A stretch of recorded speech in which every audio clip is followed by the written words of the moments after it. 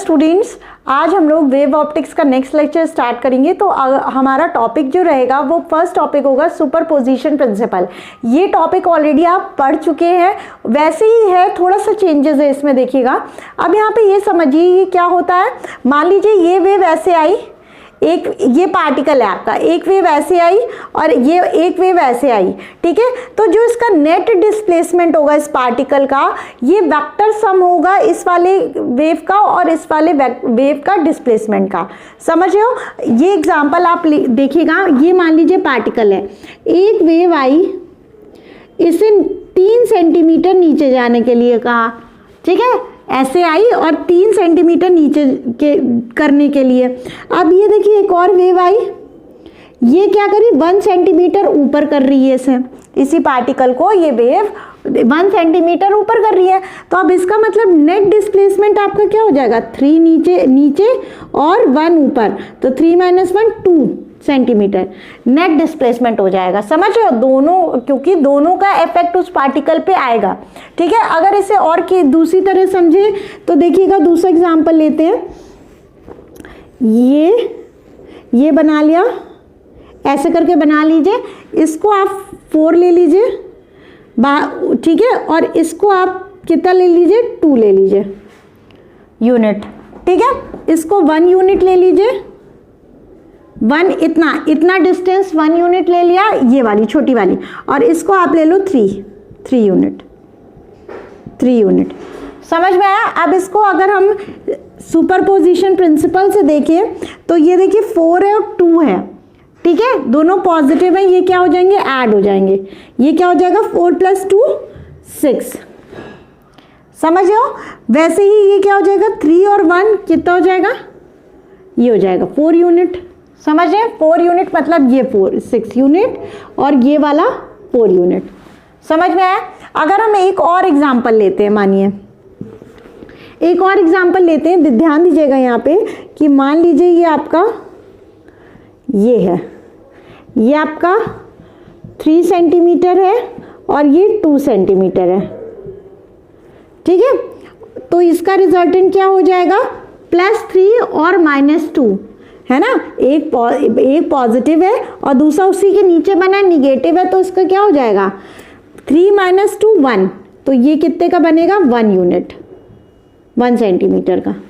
समझ में आया? एक और अगर हम इसको एग्जांपल से समझाए, देखिएगा,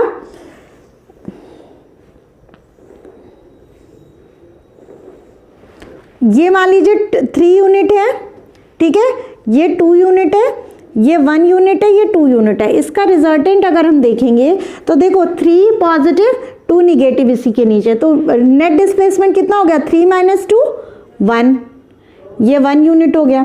सेम 1 ऊपर से लेंगे, ये पॉजिटिव है, ये निगेटिव है, 1 - 2 कितना हुआ, -1, 1 - 2 कितना हुआ, -1 आप किधर बनाओगे, नीचे की तरफ साइड, यहाँ पे 1 लिख दोगे और माइनस नीचे की तरफ, मतलब इसका इफेक्ट ज्यादा है ना, ये क्योंकि 2 यूनिट है। समझ रहे हो? तो ये हो गया। अब यहाँ पे देखिएगा, जो आपकी डिफिनेशन लिख लीजिएगा और एग्जाम्पल भी लिख लीजिएगा। When 2 or more wave travel simultaneously in a medium, जब 2 या 2 से अधिक वेव्स होती हैं सेम मीडियम पे ट्रेवल करती है एक साथ, ठीक है, द रिजल्टिंग डिस्प्लेसमेंट, अब यहाँ पे देखो जो रिजल्टिंग डिस्प्लेसमेंट होगा एट एनी पॉइंट, किसी भी पॉइंट पे एक समय पे, at point of the medium at any instant, किसी पर्टिकुलर टाइम पे, is equal to the sum of all the displacement produce by the 2 waves. All the displacement, जो भी 2 वेव्स हैं या 2 से ज्यादा है, तो वो क्या करेंगी, जो नेट डिस्प्लेसमेंट होगा वो दोनों का वेक्टर सम होगा। इसकी इक्वेशन क्या हो जाएगी, y net is equal to y1 vector plus y2 vector. ये हो गया, इसको नोट डाउन कर लीजिएगा, फिर हम नेक्स्ट टॉपिक बताते हैं ना। स्टूडेंट्स, हमारा नेक्स्ट टॉपिक आता है इंटरफेरेंस। सुपरपोजिशन प्रिंसिपल पढ़ चुके हैं। देखिए, सुपरपोजिशन प्रिंसिपल का जो इफेक्ट होता है उसी को क्या बोलते हैं, इंटरफेरेंस बोलते हैं।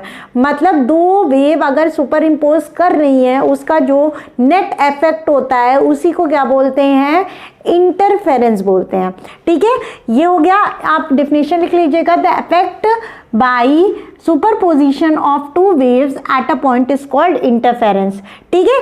ये हो गया आपका कि जो इफेक्ट होता है सुपरपोजिशन की वजह से उसे इंटरफेरेंस कहते हैं। अब यहाँ पे बात आती है, हम क्या पढ़ने जा रहे हैं, अपना बहुत ही important Young's double slit experiment. यहाँ पे देखिए इन्होंने क्या करा, एक सोर्स लिया, ठीक है, ये आपका सोर्स है, ये कॉन्वेक्स लेंस है, ठीक है। कॉन्वेक्स लेंस क्या करता है, आपका कन्वर्ज करता है ना, यहाँ से सोर्स से लाइट वेव्स आ रही है, ये इसको क्या कर रहा है, यहाँ से खूब सारी लाइट वेव्स आ रही है, कन्वर्ज कर रहा है इस पे, ठीक है। ये आपकी क्या है, S1 और S2, S1 और S2 आपकी स्लिट्स हैं, पतली पतली एकदम पतली पतली जो है स्लिट्स बना दी गई है, ठीक है। अब इससे आपकी लाइट रे पास कर रही है और ये सोर्स क्या है, कैसा है बेटा, यहाँ पे देखना जो S है ये सोर्स क्या है, मोनोक्रोमैटिक है। मोनोक्रोमैटिक मतलब एक कलर की कोई भी लाइट, क्रोमैटिक सोर्स, ठीक है। यहाँ से आया कॉन्वेक्स लेंस में, कॉन्वेक्स लेंस से स्लिट पे गया। अब स्लिट क्या है, बहुत पतली पतली सी हैं, खूब पतली पतली से, यहाँ से जाएगा तो इन्होंने क्या ऑब्जर्व करा कि क्या बन रहे हैं, देखिए ये बैंड्स बन रहे हैं, ठीक है, बैंड्स बन रहे हैं, कैसे बन रहे हैं, डार्क,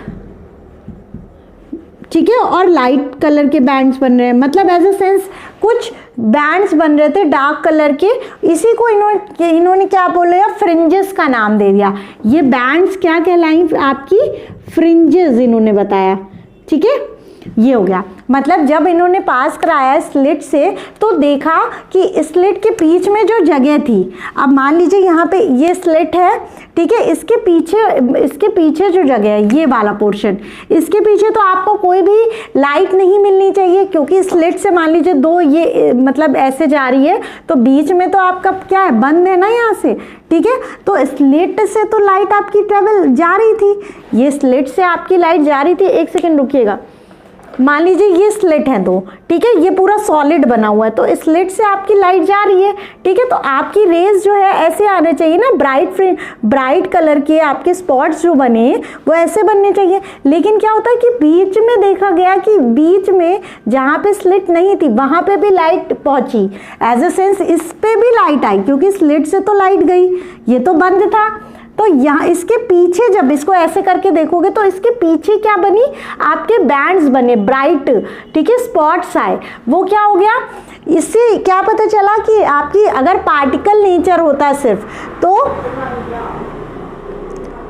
पार्टिकल नेचर होता वेव का तो सीधे वो जाती, ठीक है, पार्टिकल सीधे जाता, ट्रेवल करता, और स्लिट के से लाइट जा रही थी उसी के पीछे ब्राइट आता है ना। लेकिन ऐसा नहीं होता है, उसके बीच में स्पॉट पाया गया ब्राइट, ठीक है। इन्होंने यही बताया कि क्या होता है, लाइट का वेव नेचर होता है पहला, और जो इन्होंने ये बैंड्स बन रहे थे, डार्क बैंड, फिर क्या बन रहा था, डार्क लाइट ऐसे करके, ठीक है, ऐसे बैंड्स बन रहे थे।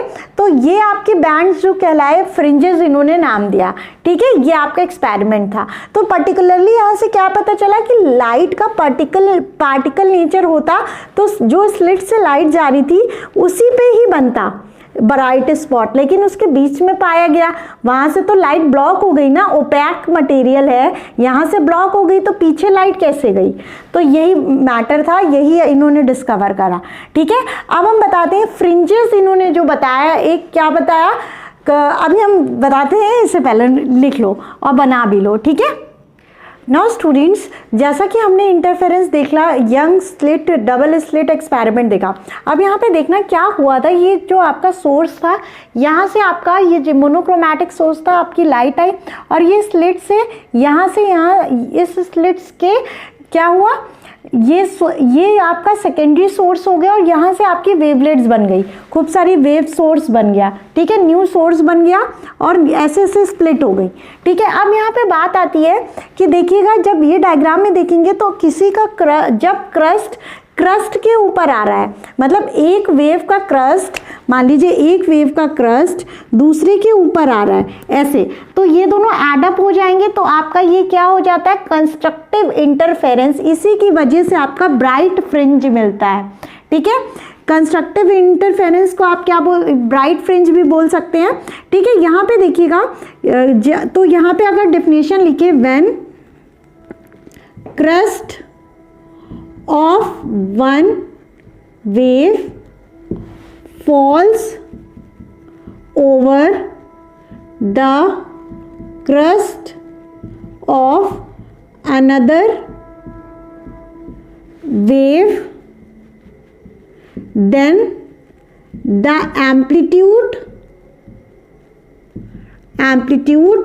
of both the waves add up। समझ में आया? जब क्रस्ट के ऊपर एक वेव का एक क्रस्ट के ऊपर रहेगा, मतलब दोनों कंसाइड करेंगे आप, ठीक है, तो क्या होता है वो सिंपली ऐड हो जाएंगे, उसी को हमने कंस्ट्रक्टिव इंटरफेरेंस कहा है। अब रही क्रस्ट की बात, और ये इसमें डेफिनेशन में ये भी लिख सकते हो, when trough of one wave falls over, one trough of one wave falls over the trough of another wave, ठीक है, then the amplitude of both the waves add up, तो इसी को क्या बोला गया है? Constructive interference. इसकी कंडीशन भी होती है, अभी हम बताएंगे। यहां पे देखिएगा, अब आती है बात डिस्ट्रक्टिव इंटरफेरेंस की। आप लोग समझ गए होंगे, जब crest of one wave falls over trough of another wave, ठीक है, क्रस्ट और ट्रफ, ठीक है, समझ में आया? तो ये होगी आपकी डिस्ट्रक्टिव इंटरफेरेंस, मतलब डार्क फ्रिंजेस बनेंगी इसकी वजह से, ठीक है। तो यहां पे लिखोगे व्हेन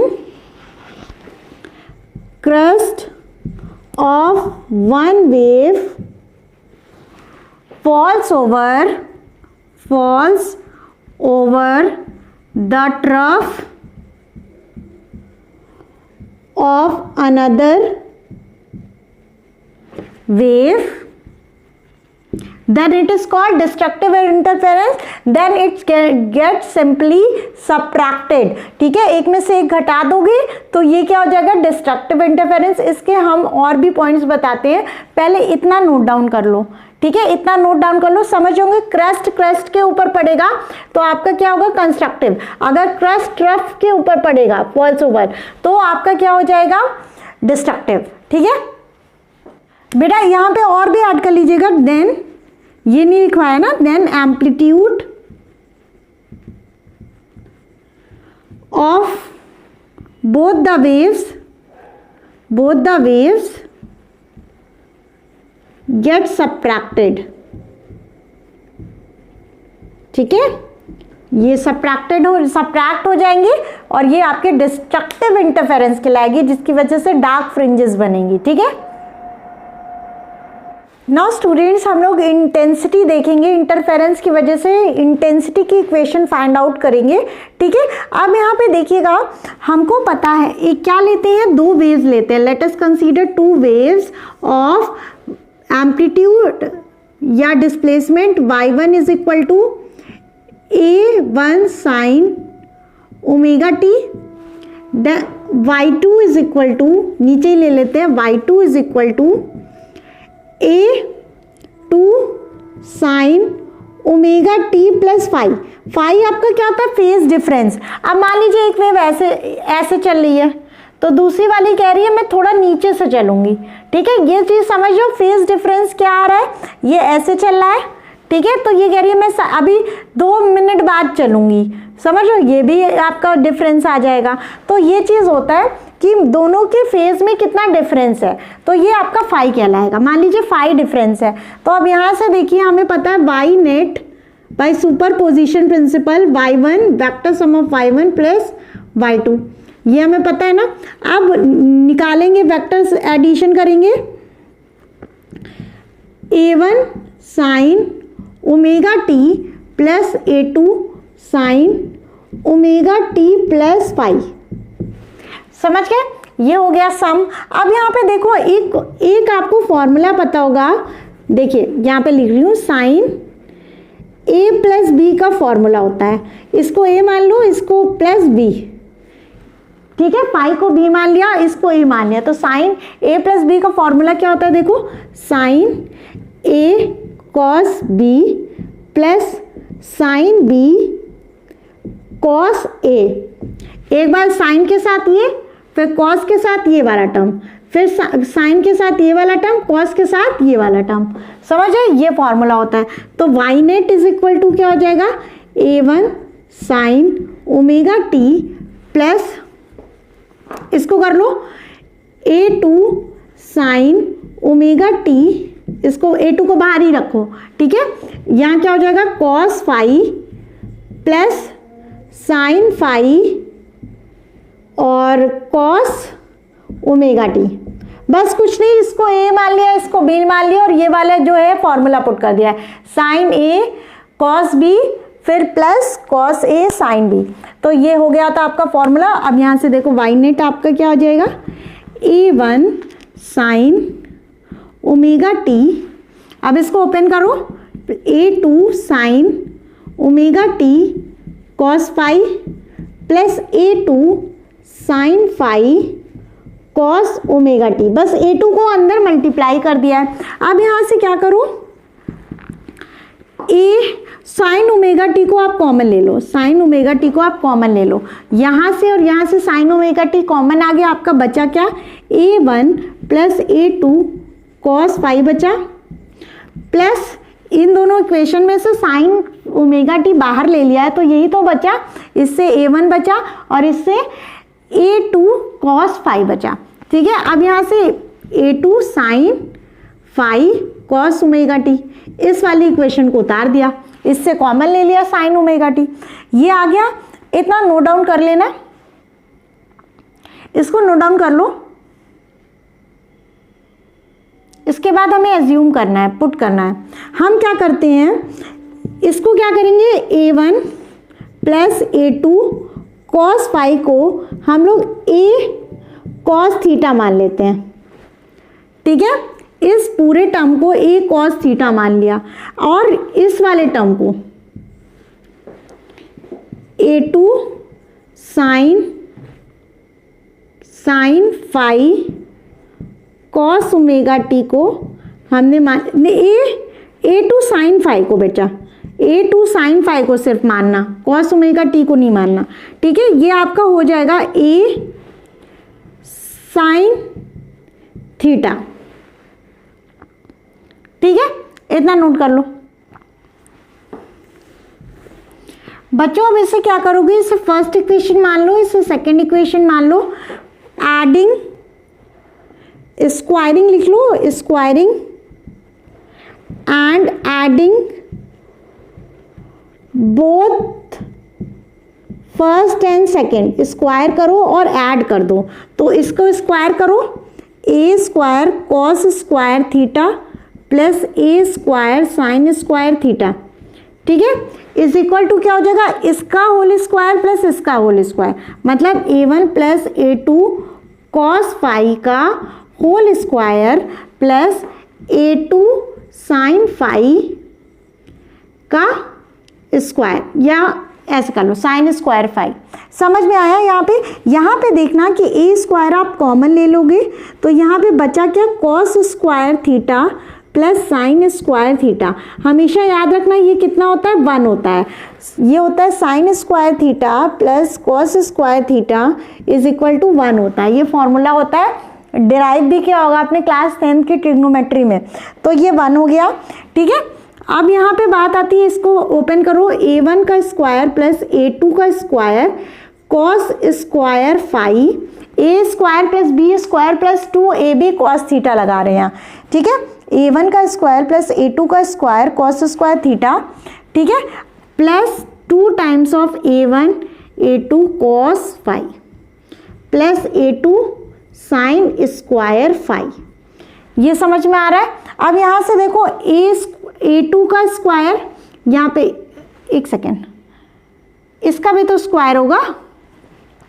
अरे बाबा, इसका होल स्क्वायर किया तो a2 का स्क्वायर साइन स्क्वायर 5 आएगा ना, समझो। ये हो गया। अब कुछ नहीं, ये a2 स्क्वायर है, ये a2 स्क्वायर ये भी है, इसको कॉमन ले लो, ये तो ए स्क्वायर हो गया क्योंकि 1 इंटू ए स्क्वायर कितना हो जाएगा ए स्क्वायर, यहाँ पे कितना आया a1 square plus 2a1 a2 cos phi plus a2 square common ले लिया साइन स्क्वायर फाई प्लस ये वाला टर्म में से a2 स्क्वायर कॉमन ले लिया और ये वाले में से, तो बचा क्या a2 स्क्वायर निकाल लिया आपने, तो बचा क्या cos square phi plus sine square phi, ये बचा cos square phi plus sine square phi, या अपोजिट भी लिख सकते हो sine square phi plus cos square phi.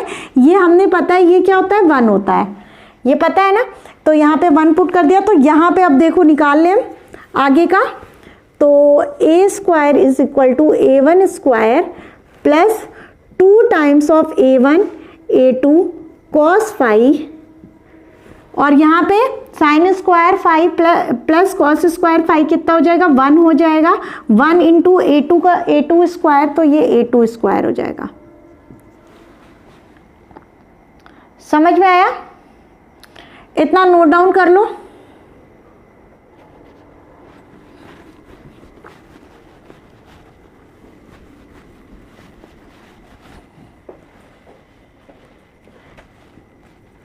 ठीक है बच्चों, ये हमारा जो ओवरऑल एम्पलीट्यूड का जो आपका आया है वो a1 square plus a2 square plus 2 times of a1 a2 cos phi, समझ है? ये आपका ओवरऑल जो एम्पलीट्यूड है ड्यू टू इंटरफेरेंस और सुपरपोजिशन प्रिंसिपल की वजह से जो इफेक्ट है इंटरफेरेंस हुआ है उसका मैक्सिमम ये एम्पलीट्यूड है ओवरऑल ना, और ये क्या है इंडिविजुअली, ये फर्स्ट वाली वेव का ये सेकंड वाली वेव का एम्पलीट्यूड है, समझ रहे हो?